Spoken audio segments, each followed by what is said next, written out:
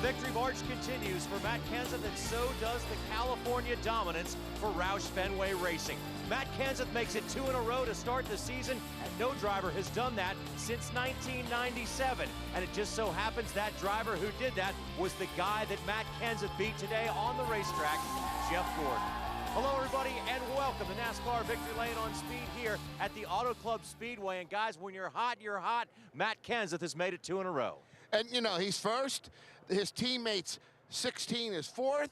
The 99 is seventh. 3 Roush cars in the top 10 again. You know, Kenny, I'm telling you what. Now the 17 is strong. We knew the 16 and 99 were strong last year. Now Roush has got 3 of them consistently in the front. Matt, back-to-back wins. Competition's in trouble. Roush Racing is back by popular demand, but one thing I like about Matt Kenseth's win, he sends the message that, look, I'm serious, I'm focused. Just because I won the Daytona 500, just because I was on David Letterman, just because I was on Regis and Kelly, does not mean that I'm not focused on my race car. He's got a great race team, Jimmy Spencer. They brought his car perfectly prepared. Look, perfectly done the way Matt Kenseth does it. Qualifies mid-pack. Here he comes. He's like the old David Pearson, the Silver Fox, gets it done towards the end of the race. And let's not forget crew chief Drew Blickensturfer is now 2 for 2. Drew Blickensturfer is 2 for 2 when it comes to being a Cup crew chief. Okay, let's go to these highlights, Johnny.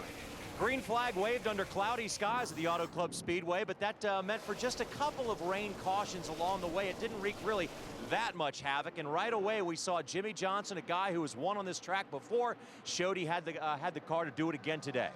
Yeah, here he is racing Kyle Busch. Kurt Busch. I'm so used to Kyle in the 18, and you know, finally the Penske team looks like it's on track, Kenny. Yeah, and I'm going to tell you what, it looks like something that's been happening 5 years ago. We got Jeff Gordon, and even like you said, Kurt Busch. The players from the past are up front now and really doing good. Now here's when the nerves started coming out for the Hendrick Motorsports engine department. First it was Mark Martin with a valve train problem in his car. He was done. And then the number 88 of Dale Earnhardt Jr., a similar problem. A very, very rare engine trouble day for Hendrick Motorsports. Yeah, no doubt about that, Johnny, and we'll get into that later. But, you know, look at this 17. This, Johnny, I wanted to get on before. This pit crew never misses a beat. He gets out first again. And once you get out first at this racetrack, it's hard to catch anybody that's leading. Jeff Gordon did everything in his power, but it was Matt Kenseth. Oh, he's tearing up the grass. Well, he gets to do that, Jimmy. Oh, okay. He won. All right, now Matt Kenseth can do everything. He can't do anything wrong, even tear up the grass in the infield as Matt is celebrating back-to-back victories to start this 2009 season. Now, if you want to talk about history and what it means to win these first 2 races, not only did the last time somebody did it, it was all the way back in 1997, but back in that year, it was Jeff Gordon who went on to win the championship. It's a long season, but it's a heck of a way to start. And you know what's funny is the 24 and the 17, you know, 24 ran really, really strong last week. He ran strong again this week.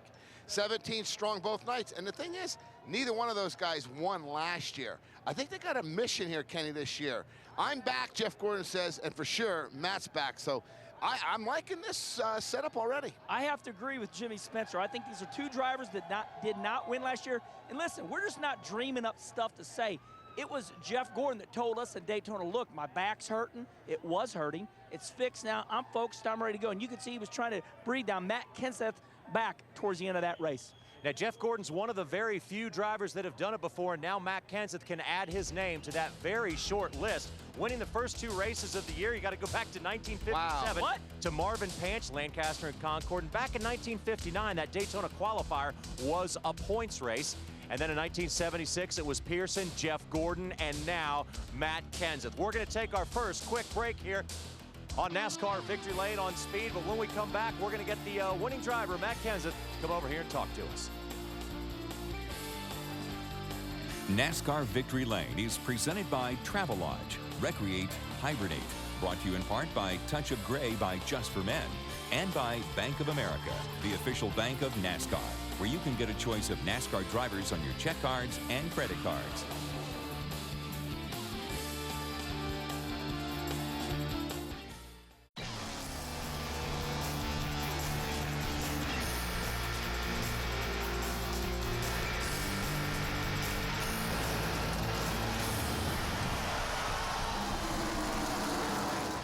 Only 4 times in the history of NASCAR, only 4 times and 4 drivers have won the first 2 points-paying races of the season, and now Matt Kenseth is one of those drivers. Matt's joined us now on the Victory Lane stage, and Matt, congratulations, man. When you're hot, you're hot. This has to be a great feeling. Oh gosh, I mean, in one sense, it almost feels better than last week. You know, nothing feels better than winning Daytona 500, biggest race there is, but to come here and back it up at the kind of tracks that you have to run good at all year to be a serious contender really feels good. So, man, I'm extremely blessed and fortunate. I mean, I had such a great team behind me. Really, they did it. You know, if they made the right adjustment and got me out of the pits first that last time, you know, we might not have had a shot.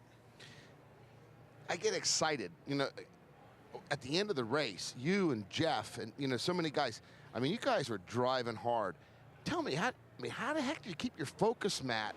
You know, just keep banging the laps off. This was just a great finish to this race. Yeah, you know, it was, to be honest with you, it was a lot harder than it looked. I mean, my car was loose into the corner, and it was real weird. In 1 and 2, there's all them seams, and if I'd get in too high and hit one of them seams, I'd miss the corner and lose like 3/10. And if I get in too low and run around the bottom, I'd get too loose off the corner. So you had to get in there just right to get a good enough run off the corner, and I missed it 2 or 3 times. I missed down there like twice and down in 3 one time, and Jeff made up, you know, a half a second that one lap, and it was you had to, you know, these cars, you got to drive them real hard, but you can't drive them too hard. If you get them into the corner too hard, they don't go fast, you know, and it's really hard to train yourself to do that and not overdrive the corners.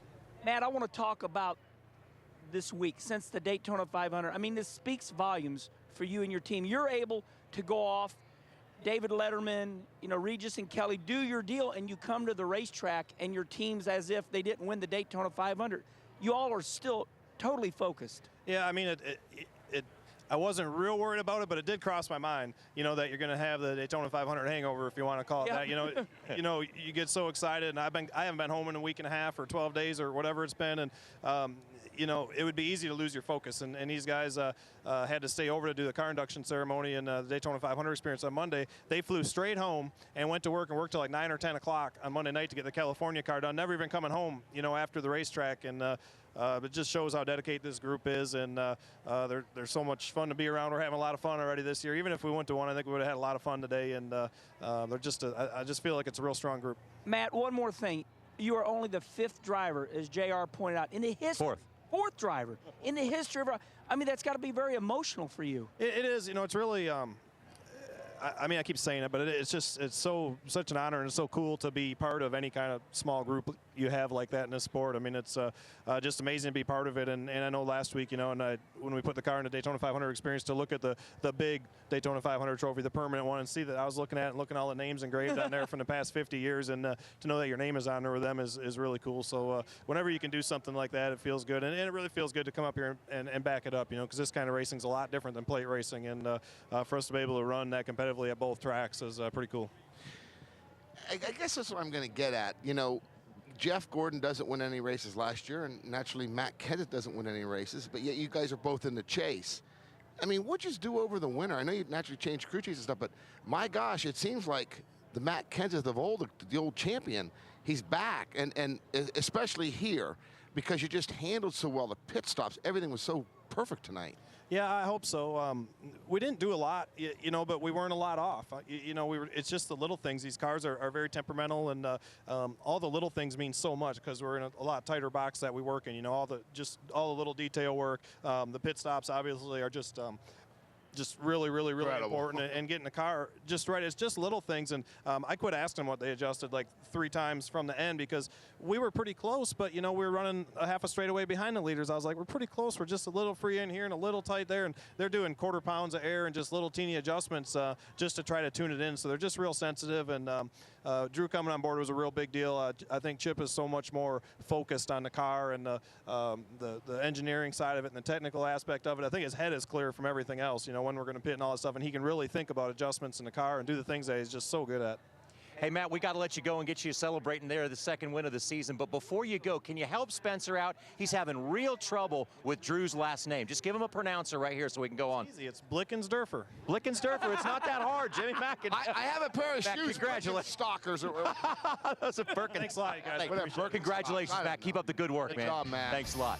Now, so as we said, crew chief Drew Blickensderfer is coming up next, but right now it's time for another racing question from Ask.com, the official search engine of NASCAR. In 1976, this driver won $640 in his first NASCAR start at Rockingham. If you want the answer, go to Ask.com right now, where NASCAR fans go to get answers.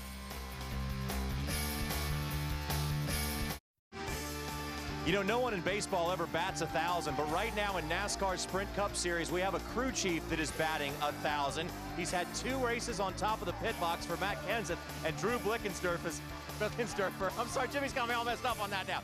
Drew Blickensderfer is 2 for 2 as a crew chief. Drew, welcome up here to Victory Lane, and it's great to have you guys. It's been fun watching what you guys have accomplished so far this year. Well, thanks. I mean, I'm privileged to be with Matt. You know, the 17 is so strong that it makes it a joy, you know, giving them confidence, him confidence as a driver, the team confidence. They're on cloud 9 right now. Johnny, listen, it's Drew Blickensderfer. There you go. See that, Johnny? Jimmy, I want you to keep that up now. Drew, what a great accomplishment. Where'd you come from, man? Like, I mean, people want to know, you know, you got promoted to crew chief, but give us a little background of you. You know, I've been working at Roush for 7 years now. I started as a tire changer on the 6 when Mark was driving it. When Mark decided to go on, there was a crew chief opening in the Nationwide shop, the Bush then, with Danny Quinn Jr. I went and became his crew chief for a year. And from then, I went over and did the 17 Bush car with Matt. Did that up until the middle of last year. Then I switched over to the 60 with Carl in the middle of last year and did that. Matt and I, we always got along. He used to call me after every Nationwide race, even when I was with Carl. And we just kind of hit it off. Our personalities were close. I was able to go along with him and take his realist attitude that he says, even though it's more of a pessimist sometimes. I was able to take that and strive for the perfection he wanted, you know, work hard. Where are you from originally? Like, what's your I'm from Mount Zion, Illinois, right in the center of Illinois. Good. Illinois. Oh, around Macon, Illinois, a dirt track. My dad is the principal at Macon High School. Oh! Wow! I can see. I started racing there in the 90s. Oh man! Where's my camera? We will try to have Drew at Macon Speedway as the Daytona 500 winning crew chief. Yeah, man. Back. Okay, hey, listen. Matt was just here, bragging on you. He says, "Look, I kind of quit asking them, Drew, asking you what you were doing." He says you were quarter pounding the tires, crossing them, and a little free in, a little tight off, whatever. How did you know what to give him? Because he give you all the credit. You know, the thing that's real cool about the 17 is Chip Bolin stayed on. Chip Bolin was the crew chief last year. He went back to being the engineer this year. He is far advanced to be a team engineer. You know, he's light years ahead of most of the guys out here. So he's sitting next to me the whole time, and I kind of throw out my quote, redneck crew chief saying, right. half pound down the right rear. And then he bounces his idea off me, and we kind of meet in the middle somewhere. And he always looks at me and says, "Are you okay with that?" And I give him the yes or the no, and we go from there. But I'm extremely privileged to have him sit next to me. So us rednecks versus meets mainstream. Exactly. Well, you can understand each other. That's the thing. Drew, great job, man. Keep up the good work. 2 for 2. Try to make it 3 for 3. Good job, buddy. All right. That is Drew Blickensderfer, crew We're going to chief hear more on the of number him. 17. Yeah, we'll say the name enough to where we'll get it down. All right, as Drew goes off to celebrate with the crowd, we got to take another break here on Victory Lane, but we remind you, speed is back at the track Friday from Las Vegas. Don't miss a minute of NASCAR coverage from Sin City, starting with NASCAR Live at 1 Eastern Time. NASCAR on Speed, be there, presented by Advanced Auto Parts. Keep the wheels turning.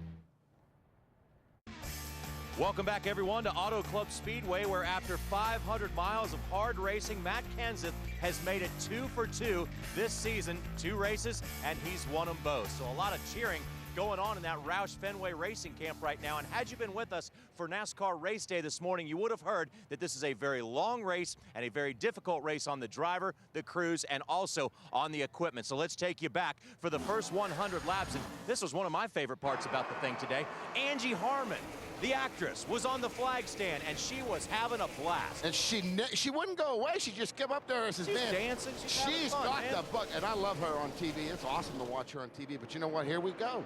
You know, remember the pole sitter went to the rear of the field. Immediately we start seeing this 48 car. He says, oh no, we're in trouble here. This guy's got back on track. Kenny, he starts pulling away big time. And then right away, look here. She's holding the caution flag already. This was for rain. There were That is sprinkles. a pretty flagman, too. I don't know if they were telling her, saying, hey, all you can do is All you can do is wave the green, and then you got to go. And she said no. Well, what are you going to tell her to leave? No way. No way. All right, let's take a look at the number 39 car driven by Ryan Newman. Lost part of the wing. The left part of it had flopped off, and you got to have that on. Well, and the thing is here, Kenny and I were both talking to the officials, and it's just rare occurrence that something happened like that. You know, NASCAR got him another piece, and they fixed it. Look at her. Look at Angie. They're going nuts. She had to give the flag back. That is But cool, she's still man. having fun. Look at the crowd, too. What a great crowd at the California Speedway. Absolutely, and this close to Hollywood, you never know who you're going to run into. It was very cool to see Angie Harmon and husband Jason Sehorn, and it was also very cool to see Jimmy Johnson get back to the kind of form that he's always had on this racetrack. Yeah, he really has. And you know, there's Jamie McMurray, new crew chief Donnie Wingo, and there's that 24 car. So, you know, some strangers showing themselves early in this race. Angie Harmon, still there. Still there. Wow, she's cheering them on. Who was she pulling? That was fun, though. We've never had Just rooting for everybody. It was cool. She was having a good time up there. Again, caution flag came out once again, and this time it was for sprinkles. I guess there were probably 4 separate caution flags, if I didn't miss one along the way, for the sprinkles that came out, because you simply can't race in the rain. Now, and here we see the 48 crew putting 4 tires on, making the chassis adjustment. Kenny, looks like he was moving the track bar. And here's a guy we heard of. You know, Hermie said this guy's going to run good, Kenny. And I'm going to tell you what, he is reestablishing himself. Kurt Busch is reestablishing himself in this Dodge camp. He is the leader of the Dodges right now. Where's Far above Angie the rest. Harmon? Where is she? She left. She's gone. She got tired.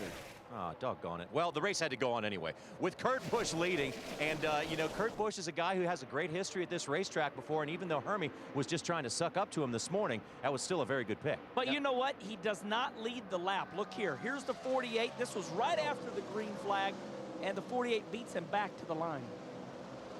All right, let's take a look at some cars coming back through the field. The first one is Brian Vickers in the 83 as he moved up well throughout the race. And I want to say that he used a very unique line. The spotters started saying, watch Brian Vickers in turn 4. He was clear down on the apron. Everybody was going nuts. And then Jeff Gordon started using that same line. And 28 of Travis Quapple. Oh, that goes to show you, fans, they're not driving these cars that hard. I mean, there's a perfect example. Sunday drive. They're definitely not driving that hard. They are driving their rear ends off, and look at Jeff Gordon as he just barely scrapes the wall. I think that only took off 1 coat of paint sealer. I know, but I'm going to tell you what, Jeff Gordon's back. I'm telling you, look at this. He's putting Jeff Burton down a lap. You don't see that That's just often. the start of things for Childress Racing. Not a good night at all as he goes down a lap, and here he comes, lapping another car at Childress. He's got his work cut out for him here. And, you know, it's not like one of the Childress cars ran good. I believe, you know, Kevin Harvick was in around 15th spot until he had something happen. So, look here. Okay, don't blame Casey Mears on being a bad driver, because there's Jeff Burton right behind him. Childress has a little bit of work to do. Teammates battling up front and 2 of the more successful drivers at this track. You just said teammates, Johnny. You would think that Jimmy would give way here. I can't believe how hard. I know, I can't believe how hard Jeff Gordon and Jimmy Johnson race one another. Give them credit, man. They race each other clean. But, buddy, Kenny, they race hard. They do, and here comes Jimmy Johnson in for another pit stop. Look, slides the tires, gets in right on his spot. This is a fast pit stop. Look at the ratchet right there going. Here comes Jeff Gordon, his teammate. Jeff comes in 1 lap later, so this was the Little time hot. smoking, baby, and does not get pit road speed penalty. He got in right. That's just a veteran driver there in control of that race car, coming in a little bit too hot. And watch out for the Biff. Biff has won here before, and he was trying to add another victory to his history here at this track. And what's interesting, Johnny, you know, earlier in the day and all weekend, nobody was really talking about Greg Irwin and Greg Biffle being something. Here he's passing Jimmy Johnson for the lead about, you know, saying to yourself, where's this guy coming from? Still 150 laps to go in this race. Okay, so that's the first 100 laps, and if you look at the field as of this time, it looks like you got a couple of drivers to reckon with. The 48, the 16, and the 24 of Jeff Gordon look like they're going to be the class of the field. Yeah, especially Roush. We know how well he's run here in the past. We know he's won 4 in a row, and I said, well, the Biff is gonna separate this Hendricks camp without a question. And you know, Kenny, he established himself quick, and he did like that bottom groove, and it worked for him. And I got to tell you this, you won't believe it. The pylon is here, and I know everybody in the United States wanting to know, where did Kyle Busch finish? Kyle Busch has not finished any worse than second, except when he wrecked out in the Daytona 500 in all 3 series. Where does he come home? 3rd spot. Kyle Busch still on a tear. All right, we got to take a quick break here, but when we come back, we'll take you through more of the highlights as this race got, well, it started heating up. And sometimes first isn't best at Auto Club Speedway. The driver who has led the first lap of a Sprint Cup race has never won it here. Fancy that. We'll be back to the Auto Club Speedway in just a moment. On the next all-new Bull Run with Bill Goldberg, alliances are formed. Team Evo becomes Team Evil for their cheating ways, and the Bull Runners must survive another Goldberg challenge before they advance to the next leg. Bull Run with Bill Goldberg Thursday night at 10 Eastern, exclusively on Speed. So here we are in the middle of it all at Auto Club Speedway after the Auto Club 500, where Matt Kenseth made it 2 for 2. Let's take you back to the highlights and pick them up with lap number 101 as the field was starting to get strung out just a little bit. But we see Jeff Gordon out in front, and you know, these guys were kind of looking because they heard rumors throughout this camp that they had some engine trouble going on. Yeah, you know, and for Gordon to be this strong, Kenny, every time we see Jeff get in the front, he can really set a torrid pace. There's something about this guy that he just likes to be out front. And once again, I don't know if these guys are driving or just riding. The 18 dead sideways running 190 miles an hour. That hard. He wasn't driving that hard. You know, these fans say he's not driving hard. And remember, Kyle Busch was trying to make history by becoming the first driver ever to sweep all 3 of NASCAR's top series in one weekend. Here we go in the pits with the Biff, and once again, just like Matt Kenseth did on this show, you got to tip your hat to all these pit crews today. There was some great work in the pits. Yeah, here's another adjustment. Same thing they done to Jimmy Johnson's car earlier. Went down on the track where you saw the damage on the right-hand side. But these pit crew, Johnny, they are fast. And I'm just impressed with how quick these pit stops, 4 tires and fuel. The best in the business, but here we see the race off of pit road, and it goes to the Biff. You know, and Kenny, this is, look, yes. Watch this. Yes. Hey, yeah. Hey, they deserve it, man. And let me say something about these pit crew members. These are not guys off the street anymore. These are physical specimens. They are from the NFL, the NHL, I mean, they're athletes now. And here we go, a couple of driver athletes out in the front of the field here. It's Jeff Gordon doing battle toe-to-toe with Greg Biffle. And what's incredible, these guys, just, you know, you heard Matt say on the show how the car would slip and slide. These guys are driving their hearts out, you know, going as fast as they can, because let's face it, this, we've already had a couple cautions due to rain. The rain's coming, they're thinking, and here, you know, here it comes. We need to keep leading this thing. There's that apron he's using. Jeff Gordon right on the apron, getting some grip down there. And with Angie Harmon still gone from the flag stand, the green flag waved once again. And this is one of the few places you can look down there and see cars going sometimes 4 or 5 wide. Look at that arc that Matt Kenseth was able to do. You got to be right. Look at the 24 coming up. Oh, he's trying to get on the outside of the Biff.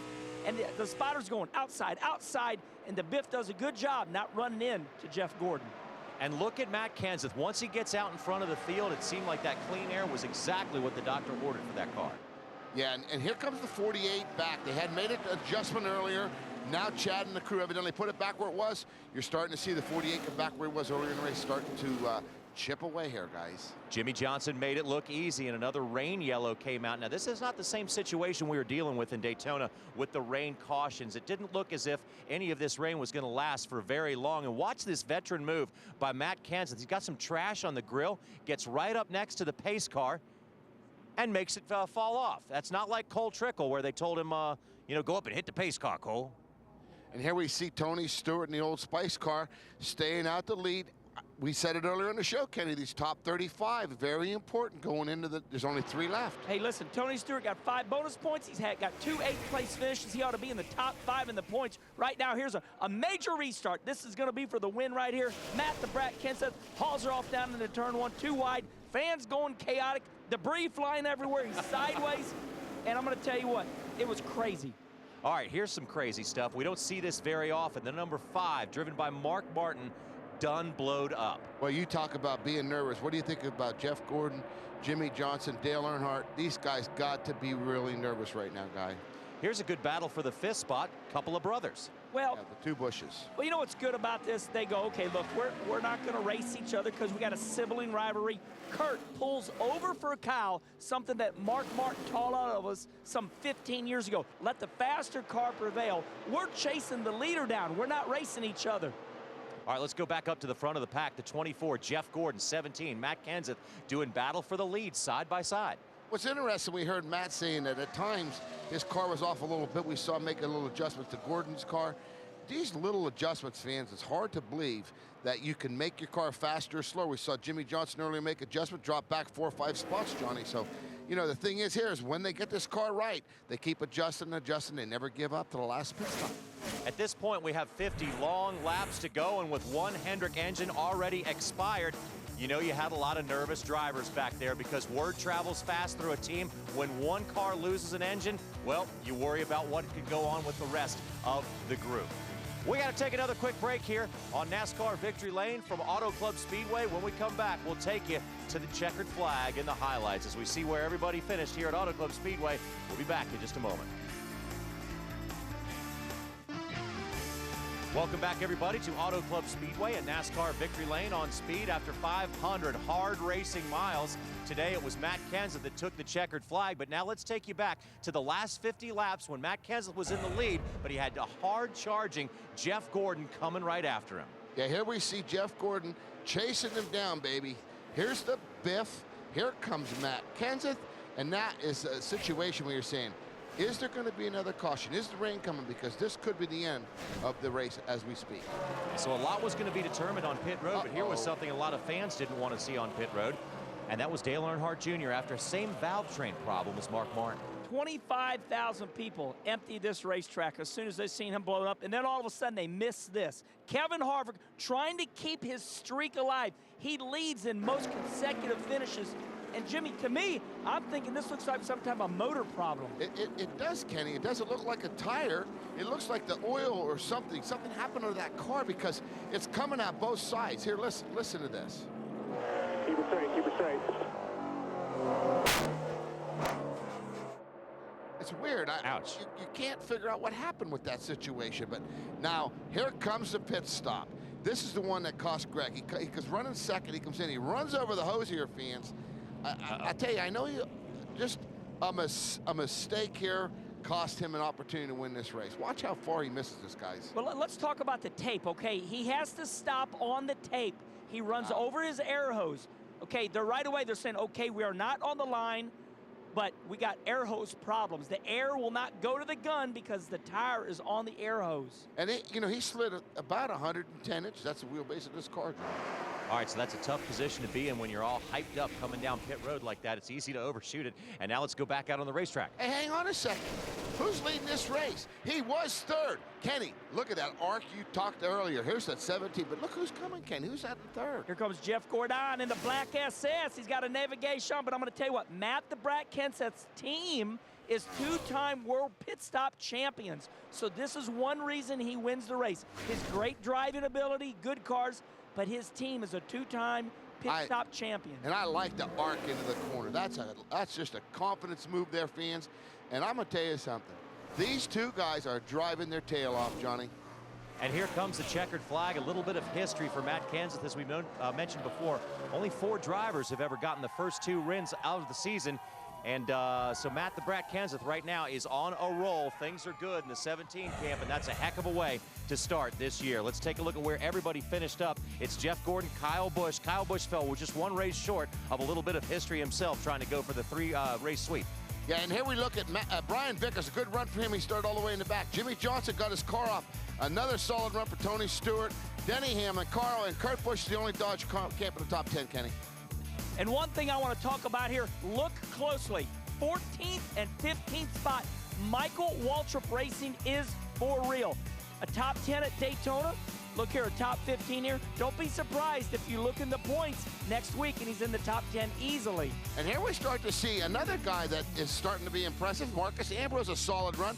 Joey Logano, let's give the guy a little credit here. He loses a lap, stays on top of it, ends up at 26th. He needed this. This is what he needs going into Vegas next week. And you know what's incredible? John Andretti, 19th place last week, 31st. He's in the top 25 in the points. I'm telling you, I don't know, but fans, don't get mad at me, but I think there's problems here with Burton, the 07, the 29. We saw some problems there. Childress has got some problems here heading into Vegas next week, Johnny. Scott Speed, Dave Blaney, and Joe Nemechek were the last to finish up this race. And as we see a little bit of celebration still going on down there in Victory Lane, we're now going to take a look at the points, how they stack up. This should be very interesting. I know that Michael Waltrip is 7th in the points right now. We're excited for him because Michael Waltrip has said, look, if I don't get it done this year, you know what I'm going to do? I'm going to quit, let somebody else drive my car. So I think Michael Waltrip, his workout regimen, trying to, stay on top of the wheel. He's trying to compete against David Rudiman right now. Michael Waltrip, great job. And you might not want to jump on the points bandwagon right away right now. Oh, why not? It's early in the season, but they're important. Every point counts. Johnny, it is very important. It's not as important as towards the end of the season, but we got this top 35. We got Scott Riggs, Jeremy Mayfield, some new teams. Joey Logano, can he, or Scott Speed, can he, get this top 35 fans? It's very, very important. This top 35 locks you in place. We have 3 races to go before we go to that format. That is going to be a very critical thing going into Bristol. Next week going into Vegas, do not slip and lose 6, 8, 10 spots because it could hurt you for that position. Well, it is time now for our Valvoline Protecting the Win segment of the show, and no one protected this victory like the Matt Kenseth-led pit crew of the number 17. Good call, Matt Johnny. Kenseth, he came down here in 3rd, he came out in 1st, and it was all because of those guys working their tails off over the wall. And I got to tell you, any new team member has a reputation to live up to with this organization. All right, so that organization is behind the 17 all the way, and they certainly showed that today as Matt Kenseth got the victory in the 2nd race of the season. Back with more Victory Lane in a moment. Well, it's the only time it's okay to waste some good champagne. Jack Roush gets to do it because his number 17 team has started this season with a bang, and Jack is, well, he's having fun in Victory Lane, and he looks like a kid. I mean, he's having fun. Last week, the 500 winner again. I love Jack Roush, man. That's cool. All right, and he should be having fun with this because it's very difficult to do. All these wins have to be appreciated, but you have to go back 43 races to find the last time Jeff Gordon won, all the way back to Charlotte in 2007. But nonetheless, he came home 2nd, and Jeff Gordon has his eyes firmly fixed on the prize. Let's go to Bob Dillner. The outcome for Jeff Gordon, much better than last week at Daytona. And have you ever driven so hard to get a 2nd place run, Jeff? I tell you, I drove hard tonight. I just feel the best that I've felt in a long time. I've been working on a lot of things personally, and I think they're paying off, and this race team has been working really hard, and I think that's what showed up tonight. Man, what a great setup, a fast race car, and, we still got a little bit of work to do, but, man, what a huge improvement. I mean, I was just able to slide the car around and still drive forward, and that's what I saw these guys doing last year against us, and that's what I think it's going to take to win races this year. We made one little small adjustment there, and it's my fault. I asked for it, and I'm kicking myself right now because in 25 laps, we could have beat those guys with the car the way it was rolling through the middle before. Probably should have just given up a little bit on the drive off. And we were hoping to make it off pit road first, but we didn't. And we had to race, those guys hard. Matt drove a heck of a race, didn't make any mistakes. And, I'm happy on one side because it ran so good. I'm pretty disappointed on the other we didn't win. Was it a tight a little bit because it looked like you were going on the apron to try to maybe get it to turn on the entry of the corner? Because it looks like you can catch Kenseth at times, but just couldn't get to him really. Well, at the beginning of the race, I was killing guys down there. Nobody else was down there, and I was almost all 4 tires on it and just smoking by guys. I think I laid too much rubber down there. It lost a little bit of grip.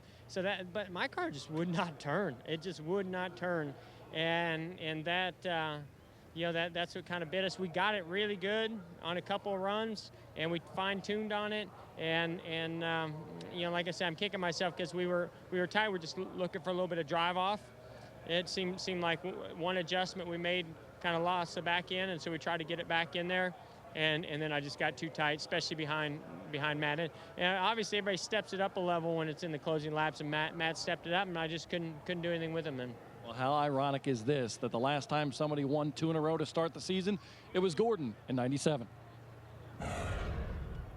You know what? I'm starting to hear something, and nobody's talking about it.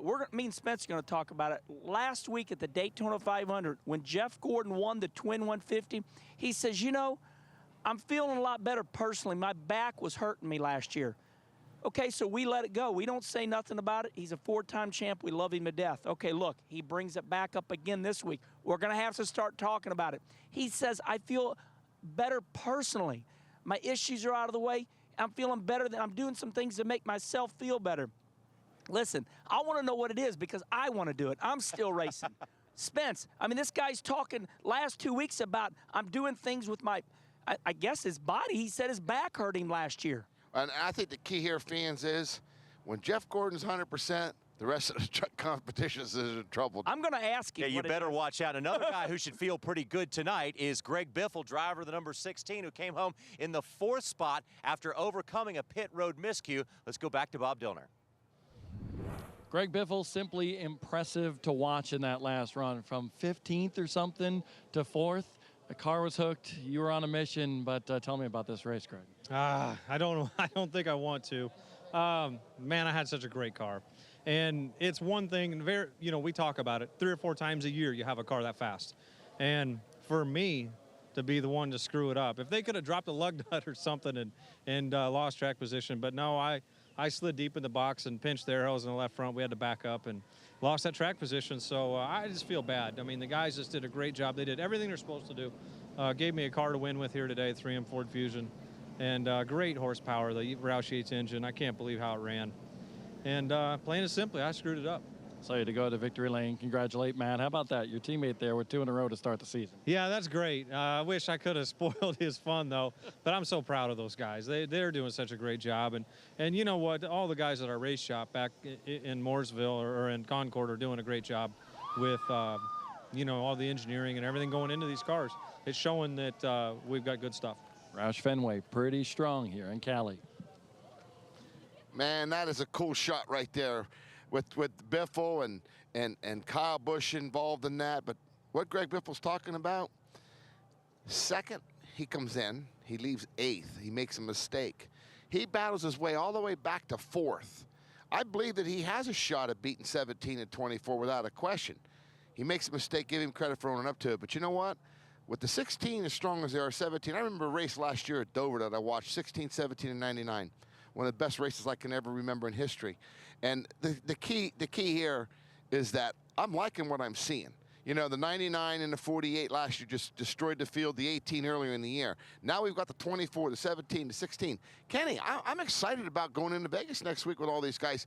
And I like when these guys are being honest. The Biff coming up and saying, hey, I made a mistake. I would like to see what I really had. And lost in the shuffle is Matt Kenseth and Roush Racing have won everything so far. But you know what? Let's talk about that pit stop mistake. You know, I can relate. Me and Spence can because, what's going on is these guys are trying to get every millisecond that they can get. As a race car driver, you're coming down pit road, you're watching your tack, you gas it, you try to get the car deep, quick, make up a half a second. And what happens? He gets on the brake. Look here. He misses it by what? His left front needs to be on that tape. Misses it by 1 whole car. But look, if he gets in real fast, the crew is like, man, we're proud of you, Greg. You're the best. Let me tell you something, race fans. Let me let you in on a little secret. The crew chief and the crew chief coordinator of the pit stops, they talk to their driver during the week. Hey, look, here's where you're getting beat in these segments. We need you to get in hard. So look, yes, it was his fault, but he was trying so hard to make the crew proud of him. Man, I'm really good. Biff's good at getting in. And you know what? They brag on those drivers, Spence. You know what I'm talking about? They always say, man, Matt Kenseth, Jimmy Johnson, the best at getting in the pits. And you bring the point up about the pit stops, Kenny. The 17 car, week in and week out, they absolutely the best pit crew. I've watched them being rated for so many years, Kenny. I've watched that 17 team rated. But Matt Kenseth puts that kind of pressure on. And I believe that's what happened to the Biff tonight. I believe the pressure got to him, because he knew the 17 was going to bobble. And just a little bit of information. What happens is the pit stop is not always the thing that they're looking at. They're looking at these drivers breaking it down in segments. Yep. Where are you at when you come off of the racetrack? Where are you at in the middle? They got these sections, and they're saying that Jimmy Johnson, Matt Kenseth are the best at speeding and not getting caught. The total lap. Yeah, so that they really work that system really good. We say it every week, and it bears repeating. If this was easy, everybody'd be doing it. It just isn't easy. And take a look at Roush Fenway Racing. They make it look easy here at the Auto Club Speedway. 7 Cup wins, 6 Nationwide wins, and 2 Camping World wins. That is a very impressive resume here at this Speedway. Way to go, Jack. Way to go, Matt. NASCAR Victory Lane is presented by Travelodge. Recreate, hibernate. Brought to you in part by Ask.com. Get the answers to all your racing questions at Ask.com, the official search engine of NASCAR. And by Verizon Wireless. Call more people, use 0 minutes. Only on America's largest mobile-to-mobile calling family, Verizon Wireless. Welcome back, everybody. You know, yesterday Kyle Busch became the first driver ever to win two races in NASCAR's Three Top Series in the same day. But today, his bid to become the first driver ever to make a weekend sweep of all three races fell just a little bit short. Let's go back to Bob Dillner. Kyle Busch going for the weekend trifecta here today at the Auto Club Speedway, and he didn't get the trifecta, but you did finish third. So what about it? It was a great run for us. You know, the Interstate Batteries Camry was good. It started out decent. You know, we were 6th through 10th and worked on it, got it to 5th, got it to 4th, 3rd eventually, and had the best seat in the house to watch those two superstars battle it out up there. You know, that was cool to see. And about time you know, there was a good show here for the fans at this racetrack and all the people that stuck around and watched it. So that was cool. But thank M&M's, Toyota, TRD, all those guys, and especially the guys that worked on this team. I know they gave it their all to give me a piece that we can go out there and contend with and try to win this thing and make the trifecta. It wasn't due to their lack of effort, that's for sure. Still a very, very special weekend for you, I'm sure, with the victories yesterday. It was. You know, yesterday was pretty special. That was cool. I mean, that was history in itself there, but wish we had an extra part of history here today, you know, but we'll just have to wait for another time. So we look forward to trying to make sure that we can have a chance to do that again sometime. You can see he's happy, but still a little bit disappointed. Yeah, definitely disappointed, but you know, Kyle did take it in stride, but also that's a very important run. Third places are going to get you a championship. Kenny, I believe that before the year's over, he could win in all three divisions on the same weekend. Look, I said on NASCAR race day this morning, you can debate this all you want. To me, I'm looking at one of the greatest drivers in modern history. So now we go to Kyle Busch's hometown of Las Vegas. I'm excited about Las Vegas. I can't lost wages. I love Las Vegas. Jimmy's going to lose some wages. Fans, get your seat. Come on down. You can't get any better food, any better show, and any better race. I'm excited about it. So what do you think? Are we going to see this Roush domination continue? Yes. No, I believe that you're going to see a lot more out of Jeff Gordon. I'm excited about this guy and the 18, and don't underestimate Tony Stewart. Another solid run for him. Who would have ever thought that Jeff Gordon would be leading the Hendrick camp right now? It's Jeff Gordon. All right, you better watch out. He's a 4-time champion. You can't keep a guy like that down long. Thanks to everybody here at the Auto Club Speedway, and let's now take a look in the rearview mirror.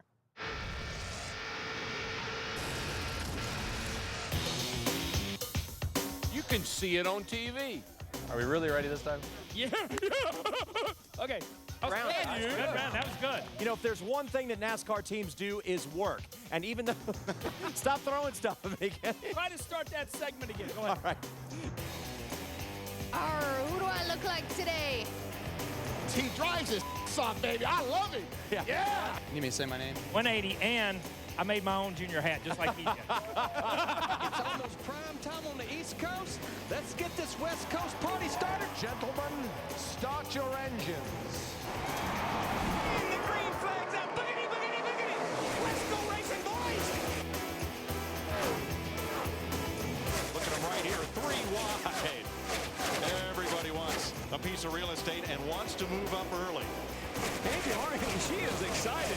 And look at Matt Kenseth. Once he gets out in front of the field, it seemed like that clean air was exactly what the doctor ordered for that car. Matt Kenseth, only the 4th driver in NASCAR history to win the Daytona 500 and the next race. Checkered flag, 3rd California win for Kenseth.